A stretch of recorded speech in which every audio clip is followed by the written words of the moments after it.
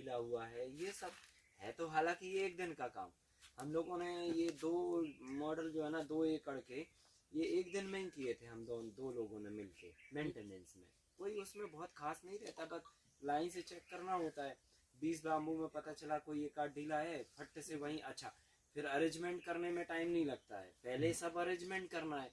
अभी जहाँ पर होल है आपको पॉइंट बनाने की भी जरूरत नहीं है, वहीं पर पता है कि यहीं पे खड्डा करना है, तो पॉइंट बनाया है। हर बार आपको फीता टेप लेके नहीं घूमना है, नचूना लेके घूमना है।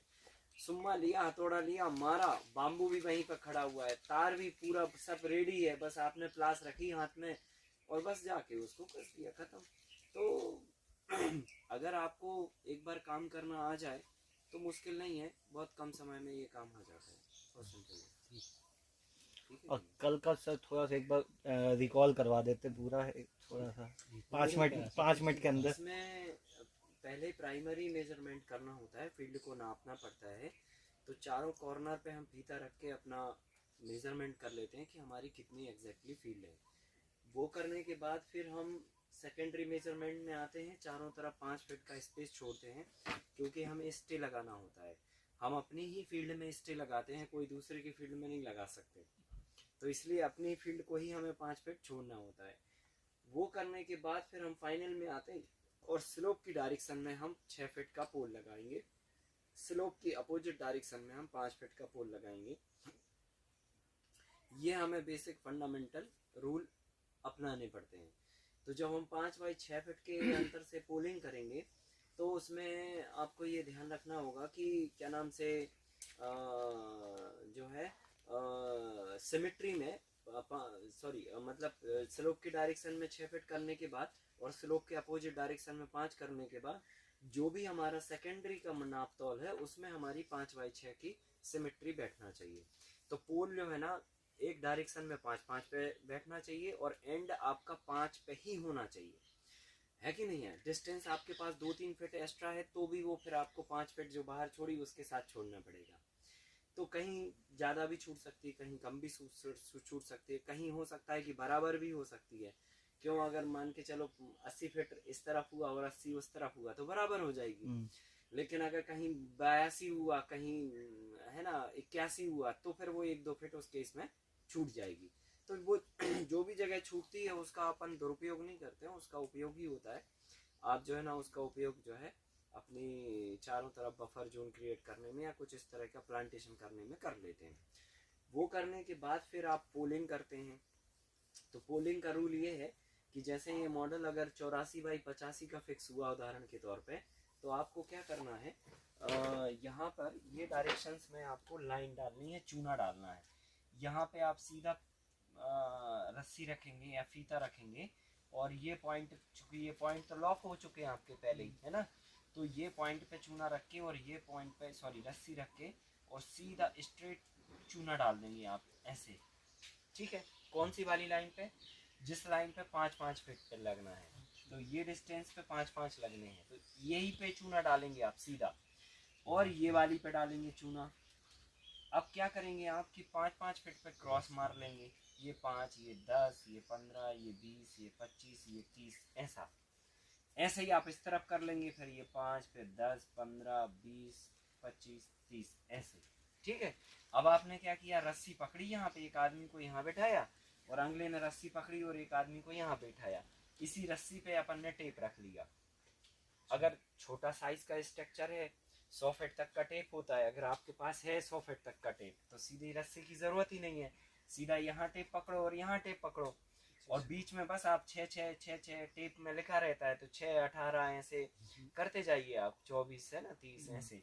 फिर आप अगला व्यक्ति इधर आएगा, ये वाला व्यक्ति इधर आएगा और फिर 6-6-6-6-6-6-6 पे पहाड़ा पड़ता जाएगा, फिर अगला व्यक्ति इधर आएगा, फिर 6-6-6, तो क्या करे, ये सारे लाइन से पॉइंट बन गए। बिल्कुल।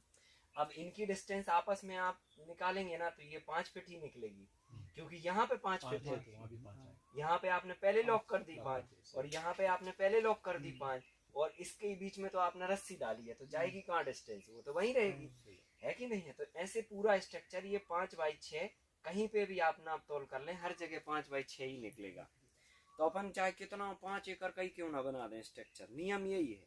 आप ऐसा एक बार कर लेंगे, बहुत आसान हो जाता है। तो सारे पॉइंट बना लीजिए, चुनाई से पहले पॉइंट रख दो, और फिर बस सारा टेप ये हटाइए, रस्सी हटाइए, जहाँ जहाँ छेद है वहीं कहीं खड्डा कर दो, खड्डा करके बाम्बू डाल दो, बस बाम्बू डाल के उसको पैक करके, और फिर जो है ना लाइन में उसको अलाइनमेंट करके और वायर से उसको जोड़ दीजिए। तो ये होता, और वायर से जोड़ने के बाद फिर क्रॉस में जाला बुन दीजिए उसका, और जाला बुनने के बाद फिर आपका घास डालने का काम होता है। घास डालने के बाद फिर सब कुछ हो गया, तब जाके नीचे का कचरा जो भी तिनका घास पड़ा है उसको सब हटा दीजिए आप, झाड़ू लगा के बड़ा सा मोटा सा, और फिर हटा के उसको कंपोस्ट में ले जाओ, और फिर नीचे गीला करो। अच्छा, गीला करने के बाद 2 दिन में वो फूल जाएगा। फूलने के बाद फिर उसमें आप खाद डालिए, खाद डालने के बाद टिलर चलाइए, टिलर चलाने के बाद फिर आप मेढ़ा बनाइए, मेढ़ा बनाने के बाद फिर आप उसमें फसल की बुआई करिए। ये स्टेप्स होते हैं, ठीक है कि नहीं। तो यहाँ तक मैंने आपको ऐसे बता दिया था, और सुबह में थोड़ा सा हम लोगों ने ट्रायल किया, बाकी हम लोग इस मॉडल को कंप्लीट करके बुआई वाई का पूरा प्रैक्टिस, पानी का प्रैक्टिस इसमें हम आपको सब कर देंगे, और इसमें कौन सी फसल कहाँ लगाना है वो सब भी ट्रायल करा देंगे, तो आपको पूरा आइडिया आ जाएगा कि कैसे पूरी प्रोसेस को कंप्लीट करना पड़ता है, ठीक है। तो ये सारे स्टेप्स हम लोग कर लेंगे।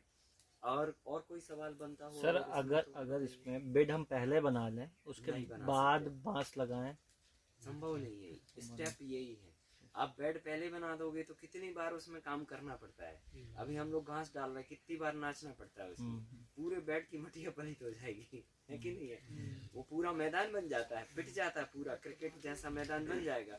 इतनी बार चलना पड़ता है, और कितनी बार एक काम के लिए आप पहले घास डालने के लिए चले, फिर तार का जाला बुनने के लिए चलोगे, फिर तार बांधने के लिए चलोगे, फिर वापस लकड़ी डालने के लिए चलोगे, फिर वो उसको बांधने के लिए चलोगे, कितनी बार चलोगे आप। तो 50 बार आपको चलना है वहाँ पे, तो क्या होगा। और फिर क्या, आप कहाँ ध्यान रखोगे कि यार यहाँ बेड है, यहाँ पैर ना रखो, वो तो रखे ही जाएंगे। ऊपर का काम है, नीचे आपका पैर रखा ही जाएगा। तो बेड बनाने का काम सबसे लास्ट में ही करते हैं अपन, है ना, वो पहले नहीं करना। और फिर जब बेड बन गए तो फिर आपने बेड के साथ में ही तुरंत अपना रास्ता निकाल लिया बीच में 1 फीट का, तो उस नाली में आप चलते रहिए, फिर कोई दिक्कत नहीं। सर, एक जो फसल चक्र है वो पूरा हम लोग हार्वेस्ट कर लेते हैं, हाँ। उसके बाद फिर से मतलब बेड को मतलब उसमें फर्टिलाइजर वगैरह के लिए वो फिर अपन समझ लो कि आपका दिसंबर में खेत खाली हो पाता है। फरवरी में अगर आप इसको लगाते हैं ऑन टाइम, तो फरवरी टू दिसंबर ये साइकिल होती है उसकी, एंड दिसंबर के बाद फिर आपको वापस लगाना है। तो दिसंबर से लेके जनवरी का महीना रेस्ट ऑफ पीरियड होता है। ज़मीन को खाली छोड़िए, मेंटेनेंस करिए, और वापस फरवरी में फिर शुरू हो जाइए आप, ऐसा। तो मतलब क्या क्या प्रोसेस करेंगे, क्या जरूरी है सर फरवरी में ही फर्टिलाइजर वगैरह के लिए क्या क्या प्रोसेस होता है चक्र के लिए? हाँ, फर्टिलाइजर के लिए कोई प्रोसेस नहीं है, सिंपल जब आप फसल लगाने लगेंगे तभी आप उसमें कंपोस्टिंग करेंगे और डाल के और जुताई कर देंगे और बस बेड बना देंगे। मतलब जैसे फॉर एग्जांपल ये ऑलरेडी बेड बने थे, इसमें काली हल्दी लगी हुई थी और ऊपर तोरे वगैरह सब थी। अभी उसको हमने 2 महीने से पानी नहीं दिया, हल्दी खोदने के बाद वो वैसे ही पड़ा हुआ है, ठीक है। अब हम क्या करेंगे, अभी जैसे घास डाल के उसको अपडेट करेंगे, घास डाल के सब ओके हो गया। अब हम उसमें पहले देंगे पानी, पिलाएंगे, अच्छा पानी गीला करेंगे उसे, और पानी पिलाने के बाद उसमें फिर पीछे से कंपोस्ट मारेंगे। कंपोस्ट मारने के बाद टिलर करेंगे और बेड बना देंगे। ये वो जो घास है वो मतलब वो भी हर साल चेंज होगी? वही बस केवल हर साल चेंज होगी, बाकी आपका स्ट्रक्चर ज्यों का त्यों रहेगा और वो सालों साल चलेगा। पानी गीला जब करते हैं हम लोग उसको घास मतलब अपना ये, तो उसके सूखने के बाद कंपोस्ट देते हैं। हाँ, लगभग 2 दिन का वेट करना है। अच्छा। हाँ, क्योंकि जब तक उसमें उसको हम लोग अपनी भाषा में बतर बोलते हैं, और आप अपनी भाषा में ऐसा समझ सकते हैं समझने के लिए कि 25% मॉइस्चर कंडीशन बन जाए सॉइल की। अभी तो आपने पूरा मचा दिया, गीला कर दिया, फिर 25% नमी रह जाए खेत में, तब जाके उसमें जुताई करनी है। क्योंकि अगर गीला खेत रहेगा तो आपका ट्रैक्टर भी नहीं चल पाएगा, ठीक है कि नहीं। तो ऐसी मिट्टी होना चाहिए कि भुरभुरी टाइप की हो, बिल्कुल, है ना, 25% नमी टाइप का होना चाहिए। और वो भी चेक करने के लिए आपको तरीका बता दे रहे हैं। वैसे तो आपको अनुभव आ जाए तो आप देख के समझ सकते हैं। एक पैर ऐसा मारेंगे ना तो अपने आप समझ में आ जाएगा कि मिट्टी बिखर रही कि नहीं बिखर रही। और नहीं तो आप जो है ना, एक कोबा ऐसे हाथ डालिए और ऐसे मिट्टी को पकड़िए और उसका ढेला बनाइए और फिर वापस छोड़ दीजिए। अगर बिखर गई आप वो मिट्टी तो समझ लो एकदम सही है, अब जाके जुताई करनी है, ऐसा। तो वो कंडीशन में हो सकता है 2 दिन में भी हो जाए, वो कंडीशन हो सकता है 3 दिन में हो, ऐसा हो सकता है। यानी हमें जब बेड बनाने से पहले पानी एक बार देना होता है, फिर बेड बनाने के बाद भी पानी फुलाना पड़ता है, हम मिट्टी फुलानी पड़ती है, उसके लिए पानी देना है। जब आपने बेड बना दिए फिर बिजाई करेंगे, बिजाई होने के 12 घंटे के बाद फिर पानी इरिगेशन चालू होगा आपका, वो सिंचाई कहलाती है, वो फसल की सिंचाई है भाई, वो होगी फिर वो बाद में होगी। ठीक सर जरूरी है फरवरी में ही शुरू किया जाए, हम किसी और महीने में नहीं शुरू कर सकते? फरवरी नहीं होता है क्या चीज? हाँ, ये मॉडल का टाइम जो है ना असल में सही समय तो फरवरी है। अगर वो टाइम पे करते हैं तो बेस्ट है, अगर फरवरी में नहीं कर पाते हैं तो फिर आप साल के किसी भी समय पे शुरू कर सकते हैं, पर वो फिर 4 लेयर में नहीं होगा शुरू। हाँ, अगर 4 और 5 करने हैं तो यही फरवरी, मार्च और अप्रैल का महीना होता है। फिर उसके बाद अगर आपको साल में किसी भी समय पे शुरू करना है तो शुरू करिए, पर वो 4-5 में नहीं होगा, वो 3 में होगा, 2 में होगा, ऐसा होगा। सर अपन अदरक और ये लगाते हैं गिलकी, किस समय लगता है? अगर ये मॉडल में लगाना है तो आप फरवरी में लगा दीजिए अदरक गिलकी, हाँ, दोनों चीजें बरसात के फरवरी में लगा दीजिए। बरसात तक जो है ना आपका अदरक भी तैयार हो जाएगा और गिलकी भी खत्म हो जाएगी। फिर जैसे ही बरसात आए तो अदरक को आप अगस्त सितंबर तक निकालिए, और सितंबर में निकाल के और उसमें आलू शिफ्ट कर दीजिए। उस समय तो गीला होगा, कितना पानी गिरता है? हाँ, गीला होगा थोड़ा सा, फिर रुकना भी पड़ेगा 10-15 दिन, मतलब ऐसे थोड़ा वेट करना पड़ेगा, बतर का वेट करना पड़ेगा। और फिर ऊपर जो है ना आप पहले से सेम की तैयारी करके रखो, नर्सरी वो लगा दो आप जून में ही, नर्सरी है ना, बल्कि मई में ही लगा दो नर्सरी। तो नर्सरी आपने डाल दिया बैग में, तो वो जाके क्या करेगी कि धीरे धीरे धीरे धीरे नर्सरी जो है ना आपकी जुलाई तक, जब तक आपकी पूरी ऊपर तोरई खत्म होगी, वो लगभग 2.5-3-4 फीट का पौधा हो जाएगा नर्सरी में। आप उसको उठा के जो है ना ट्रांसप्लांट कर दो, गिलकी तोरई जो भी लगी थी वो निकाल दो। तो ये जाके अक्टूबर से ये आपको सेम आपकी चालू हो जाएगी। तो अक्टूबर, नवंबर, दिसंबर, जनवरी, फरवरी तक आपकी सेम चलेगी और नीचे आलू चलेगा। और फिर आलू निकाल के आप फिर वापस 1 महीने के लिए रेस्ट पे छोड़ दो, और ऊपर सेम के लिए वो वहां से कट कर दो, जाला ज्यों कहते हो लगा रहने दो, वही जाला घास का काम कर जाएगा। सो अगले साल आप फरवरी मार्च में फिर आप करेला कुंदरू टाइप की फसलें ऊपर कर लो।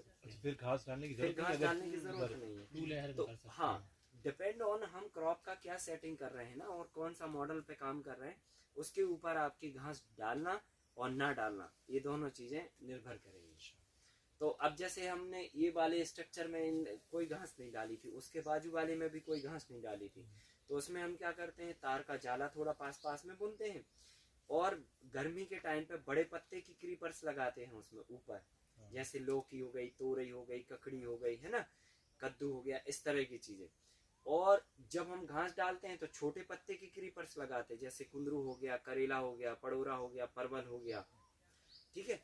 तो लौकी गिलकी ये हमने गर्मी में लगा ली, ठंड में और बरसात में हमने जो है ना आपकी सेम लगा दी, और वही सेम जो है ना नेक्स्ट ईयर 50% शेडो का काम कर जाती है। चारा नहीं डालना तो चारा नहीं डालना, तो आप वैसे कर सकते हो। तो उपाय बिना घास डाले भी है। एक बैम्बू पे छोटे क्रीपर्स वाली 2 नहीं लगा सकते? हाँ, एक बैम्बू पे 2 ही लगानी है अपन को, तो उससे थोड़ा जाला अच्छा होगा। हाँ, 2 ही लगानी होती है, एक लेफ्ट में एक राइट में, ऐसा करके लगाते हैं अपन। तो मोटा मोटी ये है कि आप एक स्ट्रक्चर को बिना घास के भी चला सकते हैं। घास डालने से सबसे बड़ा बेनिफिट ये होता है कि गर्मी के समय पे आप लीफी वेजिटेबल की क्वालिटी जो निकालते हैं, उससे आप 2-2.5 लाख रुपए रेस कर लेते हैं। तो सारी वसूली आपकी वहीं हो जाती है गर्मी में, है ना, मतलब मेन चीज वो है। अब जैसे अब ये मॉडल के अंदर अभी हम गर्मी में फूल उगा लें इसमें, ठीक है, बहुत ज़बरदस्त होंगे इसमें। आप रोज़ कर लीजिए, आपका नर्सरी पहले आपकी होनी चाहिए, ग्राफ्टिंग करके आप पौधा तैयार कर लो पहले, और फिर आप इसको जनवरी 15 के बाद फरवरी फर्स्ट वीक में ही आप इसमें एकदम लगा दीजिए। आपका जो है ना बढ़िया एक गुलाब का एक लॉट जुलाई के पहले आपका निकल आएगा। 1 एकड़ में कितना लगाने पड़ेंगे? उसमें लगेंगे करीब 25,000 के आसपास। 5 फीट लगता है गुलाब का, 5 बाई 5? नहीं, गुलाब लगेगा 2.5 फीट पे। है ना। और सर ये पालक मेथी कसूरी मेथी वगैरह ये सब हम कितनी बार ले सकते हैं? ये वन टाइम ही लिया जाएगा। एक ही बार ले लेते हैं? हाँ हाँ, साल में आप वैसे तो 2 बार ले लेते हैं। कैसे कि जैसे जमीन के सरफेस पर हमने जब लगाया तो आप उखाड़ते गए पत्ती वाली, उखाड़ते उखाड़ते जो है ना जुलाई का समय आ गया तो वो पूरी उखड़ गई, मान के चलो, ठीक है कि नहीं। अब पूरी उखड़ गई तो नीचे की जो कंद वाली फसल थी वो ऊपर आ गई। अब आप दोबारा नहीं लगा सकते क्योंकि अब सरफेस जो है ना कंद वाली फसल ने ढक लिया अपने पत्तों से। अब जब तक कंद वाली नहीं निकलेगी तब तक आप दोबारा ना कंद वाली ना पत्ती वाली लगा पाओगे। तो अब जैसे अदरक लगाया आपने तो आपकी फील्ड खाली हो जाएगी अगस्त सितंबर में, हल्दी लगाया तो हो जाएगी नवंबर दिसंबर में। तो अगर नवंबर में फील्ड आपकी खाली हो गई, आपने इधर एकदम चुमाचुम फरवरी में लगा दिया था और इधर जाके आपने दिसंबर में उसको सब कर लिया कंप्लीट, तो आप दिसंबर में ही आप चाहें तो एक फसल, सॉरी नवंबर में ही चाहें तो एक फसल आप अपनी, जैसे आलू है तो आलू लगा दीजिए, गाजर मूली चुकंदर सलजम ये टाइप का लगा दीजिए। तो ये आपकी 2 से 3 महीने के अंदर निकलने वाली फसल है। तो 15 जनवरी तक ये आपकी निकल जाती है। अदरक कितने महीने की? फिर वापस फरवरी से फिर आप कर दीजिए शुरू। अच्छा, तो अदरक लगे ही होती है फिर भी हम कर सकते हैं उसको? नहीं, अदरक तो निकल जाएगी ना। अदरक निकालने के बाद? अदरक कितने महीने का? अदरक 7 महीने की है और हल्दी 9 महीने की फसल है, ठीक है। तो देखो अगर आप हल्दी की भी करते हैं तो भी आपको 3 महीने तो मिलते हैं गैप के। उस गैप में आप जो है ना ये सब थोड़ी थोड़ी कर सकते हैं। और चुकंदर सलजम अगर करेंगे तो लीफी वेजिटेबल नहीं डाल पाएंगे आप, आलू करेंगे तो भी नहीं डाल पाएंगे। लेकिन हाँ, अगर आपको कुछ एरिया में लग रहा है कि अच्छा ठीक है आधे में आलू लगा देते हैं, बाकी के बेड खाली हैं तो उसमें फिर पत्ती वाली सब्जियां कर लो आप उस टाइम पे। तो हम तो ऐसे ही करते हैं ना, हमारा नवंबर में फील्ड खाली होता है तो कुछ कुछ बेडों में हम धनिया पालक मेथी चौलाई चुकंदर सलजम गोभी ये सब कर लेते हैं। तो ये अपना जनवरी तक हम उसको सब खाली कर आके और फिर वापस आ जाते हैं रूटीन पे। ऐसा तो ये अच्छा होता है और ये पूरा फिर आपको रूटीन बनाते रहते हैं पूरे टाइम तक। टाइम का विशेष ध्यान देना पड़ेगा। टाइम का विशेष ध्यान देना। सर क्या इसमें साथ में हम जगह जगह पे ड्रैगन भी लगा सकते हैं? हाँ बिल्कुल लगा सकते हैं आप, क्योंकि बांस का उपयोग तो कर ही रहे हैं हम। आप ग्रास ना डालिए हाँ। तो आप ड्रैगन फ्रूट आप लगा दीजिए इस पे, बैम्बू टू बैम्बू पे, कोई दिक्कत नहीं। ये उसके क्रीपर्स नहीं लगाने पड़ेंगे फिर? हाँ क्रीपर्स फिर नहीं लगाना। फिर आप एक नीचे लीफी ले सकते हैं, आप एक रूट क्रॉप भी ले सकते हैं और एक टॉप पे जाने वाली फ्रूट क्रॉप भी ले सकते हैं और ड्रैगन भी ले सकते हैं। 4 आप कॉम्बिनेशन उसका कर सकते हैं, आराम से होएगा वो। मेरा सर 4 एकड़ का बेल्ट है। हाँ उसमें 12 कपास होता है।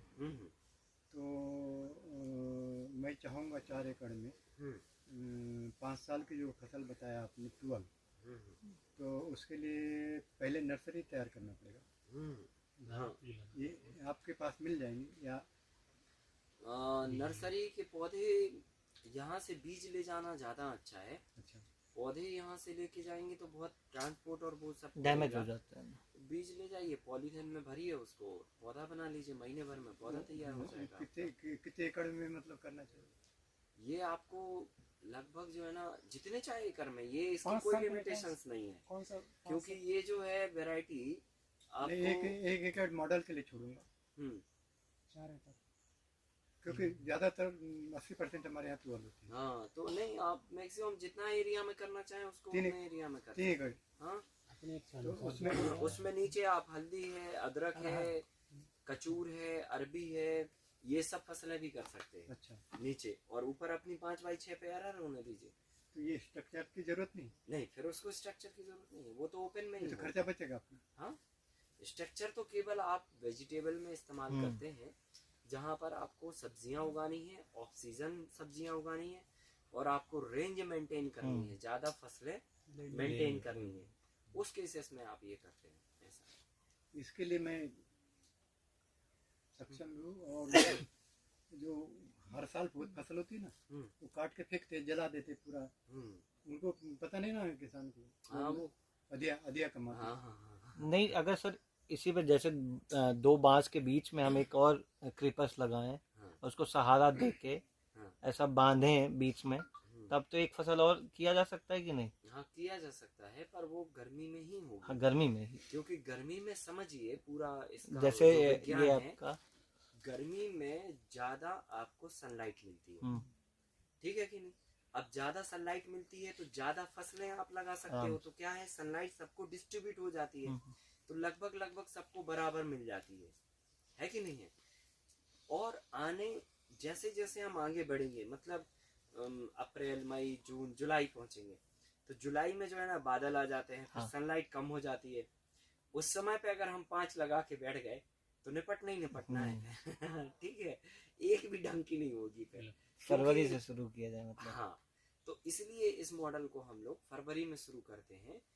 तो फरवरी में क्रॉप डेंसिटी बढ़ाने से सनलाइट कितनी भी आ जाए वो सब बढ़ जाती है सब, क्योंकि सबको चाहिए तो डिस्ट्रीब्यूट हो गई और लपट नहीं लगी उससे।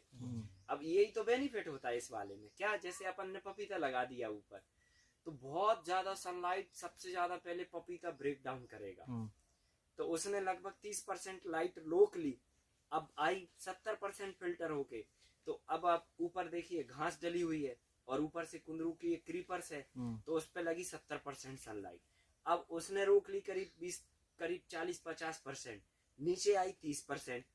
30% में आप पत्ती वाली उगा लीजिए, बढ़िया, कोई दिक्कत नहीं है। बाहर भले 100% सूरज की रोशनी है, लेकिन अंदर 30 आ रही फिल्टर होके, तो उससे लपट नहीं लगती है। और सबको उसको 30% लाइट ही बहुत है नीचे के लिए, तो उतना पर्याप्त होता है। तो ऐसे इसको डिजाइन किया गया कि लाइट सबको बराबर भागों में बढ़ती रहे, और उसका टाइमिंग भी सेट किया है ताकि वो मतलब वो हो सके ऐसा। ये हमारी खेती जो है सर, हाँ, ऊपर वाले के भरोसे ही है, मतलब सूखी है, सिंचाई का साधन नहीं है। तो आप तो जो है ना ये अपनी तुअर वाली क्रॉप करिए, और एक आप जो है ना हल्दी का फसल पकड़िए। अरहर और हल्दी भी बहुत अच्छा मॉडल है, सबसे सरल और सबसे सस्ता और सबसे रफ टफ मॉडल है। बगैर पानी से आ जाएगा, बगैर पानी से भी आ जाएगा। बगैर पानी का मतलब कब तक बारिश होती है आपके यहाँ? सितंबर तक तो होती होगी। हाँ जी, तो 1-2 पानी भी नहीं दे सकते? पड़ोस से ले सकते हैं। नहीं, जैसे मान के चलो पानी तो गिरता होगा, अगर अपन एक आध खड्डा बना ले रिचार्जिंग का, तो उससे वाटर भी जमीन के अंदर जाएगा और साथ में बारिश का पानी एक जगह इकट्ठा भी हो जाएगा। हो सकता है। बारिश गई तो उसके बाद अपन 1-2 पानी उस खड्डे से दे देंगे। ये पड़ोस में कुआं है, वहाँ से अपन ले सकते किराए से, अच्छा, कोई दिक्कत नहीं है। बाकी मेरे खेत में नहीं है। हाँ, नहीं ऐसा खड्डा भी आप बना दीजिए तो हो सकता है कि ये पानी का permanent सोर्स भी आपके बन लिए जाएगा हाँ। और रिचार्जिंग का पिट भी बन जाएगा। मेरा कहना ये है कि केवल आप अगर 2 पानी दे लें, सितंबर तक बारिश हुई, सितंबर लास्ट में एक पानी दे लो और एक मिड अक्टूबर में पानी दे लो, तो आपकी हल्दी की भी फसल पक जाएगी। तो आपने बिना पानी के 2 फसलें ले ली, तो आपकी समझ लो कि अगर आप वैसे ट्रेडिशनल तरीके से कर रहे थे तो 2 फसलें उगा रहे थे साल में, एक रबी में खरीफ में, तो आपने नवंबर में ही सब पूरा खेत खाली करके और अपने फ्री बैठ गए और आपको यील्ड जो है ना दोनों फसलों की मिल गई। और फिर दोनों का जो भी आपके पास टाइम है उसको प्रोसेसिंग में लगा दो। वो समय हल्दी का आप पाउडर बनाने में लगाइए और दाल को आप दाल बनाने में लगाइए। तो ऐसे करके अपन वो टाइम का उपयोग कर सकते हैं प्रोसेसिंग में, वैल्यू एडिशन में। तो कब होंगी इसकी बुआई? जून में, बारिश आने के समय पे ही। तो ये सबसे रफ टफ मॉडल है, सबसे टिकाऊ मॉडल है, सस्ता मॉडल है। 5 साल की। हाँ, और बहुत मेंटेनेंस नहीं है। नहीं, आप फिर 5 साल नहीं चला पाएंगे। अगर ड्राई जमीन है वो आपकी, तो वो तो नवंबर दिसंबर में ही खत्म हो जाएगी अरहर। कारण क्योंकि जमीन में अगर आर्द्रता नहीं रहेगी तो वो जिंदा नहीं रह पाएगी, अरहर मर जाएगी। और पानी हम दे नहीं सकते। लेकिन व्यवस्था कर देंगे। नहीं, जैसे सर आपके यहाँ पे 2 बार फसल ले जा चुकी है ना अरहर में। हाँ, दूसरी हाँ, ये दूसरी है। दूसरी पानी देते हैं। कितनी बार पानी दिया हम गया? पानी नहीं भी देंगे। हाँ। तो ये मिट्टी वैसी है थोड़ी, मतलब पानी पकड़ने वाली काली मिट्टी है, तो आर्द्रता उसमें बनी रहती है नीचे, और उसी आर्द्रता में वो जिंदा बनी रहती है। तो हमें तो पौधे को जिंदा बस रखना है। वो अब पता चला ऐसी हल्की मुरमीली टाइप की मिट्टी में लगा दी तो वो तो बारिश हटेगी और तभी बेंड बच जाएगी उसकी। ऐसा तो वो चीज जो है ना हमें कंडीशंस थोड़ा देखना, ज्यादा पानी भी नहीं देना ना 1 महीने के बाद 1 महीने में 1 बार पानी चाहिए उसको बस। सर बोर ठीक रहेगा कि कुआं? वैसे तो जो है ना वहाँ पे लेवल क्या है पानी का उसके हिसाब से ही डिसाइड होगा, है ना। आपके क्षेत्र में पानी का लेवल फीट में मिल जाता है? आजू बाजू में कुएं हैं हाँ, अगर कुआं है तो फिर कुआं ही अच्छा रहेगा। और बोर भी है। हम्म, हम्म,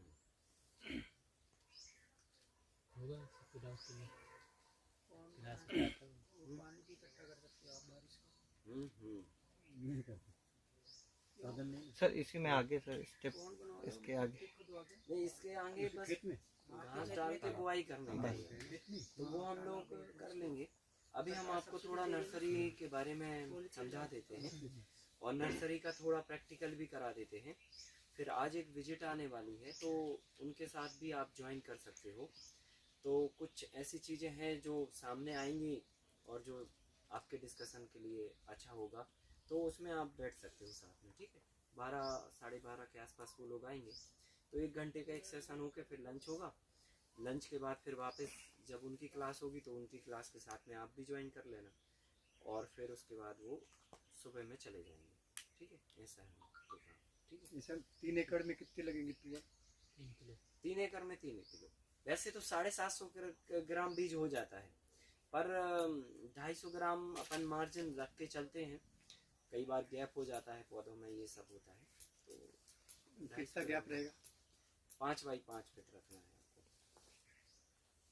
कितनी कास्ट हो जाएगी? 800 रुपये आती है 1 किलो बीज की कास्ट। तो हाथ से लगा दो। हाथ से 800 लगा रुपए किलो? हाँ, 800 रुपये किलो। सर एक क्वेश्चन था। और उसमें अदरक अपन अदरक लगे- अपन नीचे लगाएंगे तो अदरक लगेगा 700 किलो 1 एकड़ में। 1 एकड़ में 700 किलो वो कितना है? एक कुंटल। अदरक का रेट इस साल बहुत टाइट है, ज्यादा बहुत है। ज्यादा।